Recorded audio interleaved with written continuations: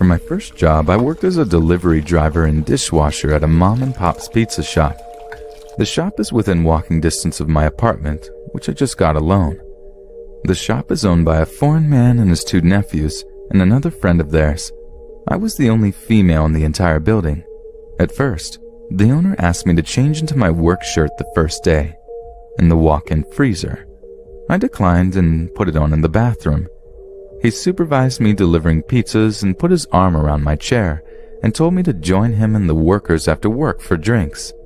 I politely declined. I wasn't even old enough to drink. He asked if I had a boyfriend, which I did at the time, and I told him yes, he just lived in another state.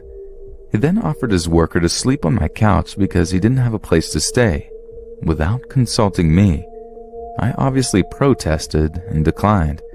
He also told me that he knew my boyfriend's name, which he did, which I never told him. As time went on, things got weirder. The owner would take me out back, where there were no cameras, and scold me for not pouring bleach into the dishes I was washing. I told him that you can't stick your hands in the bleach, but he didn't care. He would take me out back after my shift and compliment my eyeglasses and tell me how beautiful I was. I would say thanks, back away, and drive home every time. He came up behind me as I was washing dishes and blew on the back of my neck, and then proceeded to tell me that, since I live alone, didn't inform him of this, that I should be careful. He then stated that he knew the exact layout of the apartment because his friend lives there. I told him I had a male roommate. I didn't, and he chuckles and told me I did not, and that he was going to break into my apartment.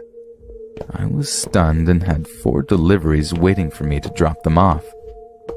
On the way out the door, his nephew muttered something about me being a girl.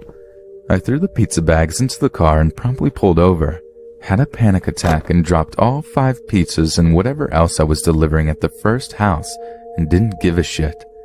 I went home to my apartment, called my mom and sat in the kitchen with a hammer for safety.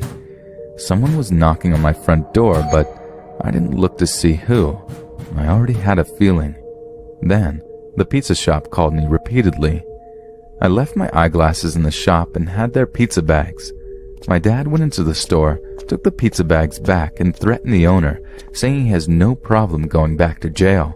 My dad brought back my glasses.